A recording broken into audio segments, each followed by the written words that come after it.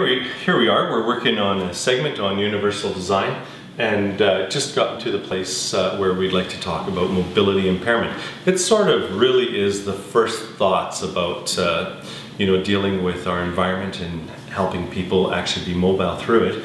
And mobility impairment is kind of the standard stereotypical one. But we've been talking about universal design in all different aspects, and we'll get through to a few others yet as well. But mobility impairment and an ability to access a building is a key consideration.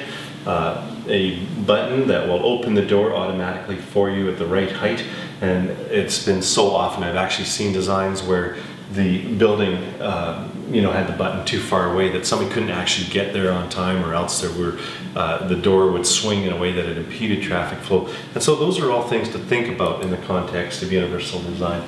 Now, just briefly, there's oftentimes a role reversal. Now suddenly we're having to protect the able-bodied from a door that will swing open automatically, hence the caution automatic door. Now again, if I am from a culture other than an English-speaking culture, I could suddenly be quite challenged not knowing exactly what that is, and while I'm trying to duck in to read that sign, it's going to whack me in the head.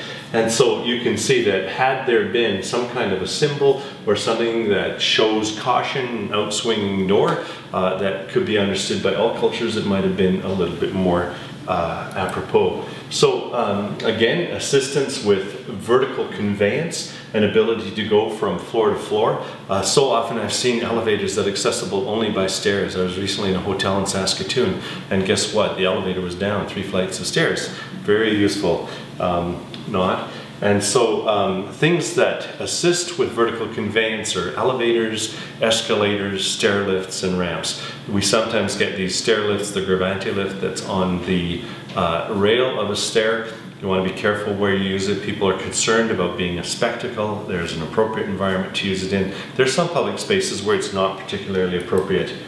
Here, one of those situations where we have a staircase going down to an elevator, and the elevator, of course, only accessible through those stairs. Well, you know what, that just was a universal design flaw, just not thinking about how to utilize that space. Now, speaking again about mobility impairment, and it's interesting because airports really have gone the extra distance. So often as I'm traveling through an airport and suddenly my cell phone rings and I'm getting a text and I'm trying to manage 2 phones, but I'm still dragging my bag, well, suddenly I am impaired. I want to call it impaired through the electronic gadgets that I have in my pockets and the bags that I'm having to drag along. So there again, we overcome that with conveyances. This, of course, is an escalator. Again, moving sidewalks and ramps are ways that vertical conveyance can be achieved. Here we have the gravante lift. Again, public applications. We want to be cautious how we use it. And a wheelchair ramp, again, all of this is clearly defined in the code. Reality is that if you are in a wheelchair and you utilize a ramp, the code requirements are such that it's somewhat challenging still. 10% slope over 9 meters with a level spot. Well, you know what, if you have a combination of the mobility impairment having to be in a wheelchair and then are somewhat frail or unable to wheel yourself up down, you still actually need somebody to help you to maneuver through your space. Again, horizontal conveyance done through a moving sidewalk. It liberates you if you're encumbered by electronic devices and bags to be able to maneuver. Stairs, again, are safety considerations, so of course our building codes address handrails on those stairs, and the fact that we need to have a handrail that is graspable. Oftentimes people who may have some arthritic considerations need to be able to actually grab it, and there again there are some code constraints, but they're not perfectly defined. Universal design, thinking in those universal design concepts will cause you to create that handrail so you actually can use it, and of course the concept of making sure that they're structurally secure so that when somebody grabs it and they don't have the strength or the weight that might actually bring it off its bearings, making it useless. There again, utilizing it even down a corridor in order to be able to maneuver through your space to your room or your suite, and again having little clues about any sort of stops or changes is important as well. And then of course grab bars, these are useful in all kinds of environments, anything having to do with showers, washroom use and so forth. Now, another aspect of mobility impairment, which again might not be anything within and of ourselves, our own disability, but it may be foisted upon us by Mother Nature. And you can well imagine that once you have a situation with snow where snow removal is required, and or a buildup of ice and snow, suddenly you're in an environment where you are now somewhat disabled, totally outside of your own abilities, but because of what that environment is. And of course we see that in the extremes. When you get that incredible snowstorm, the one in 20 years, the one in 100 years that never happens, suddenly you realize, oh my goodness, yes, this definitely is impeding progress and is an aspect of impairment.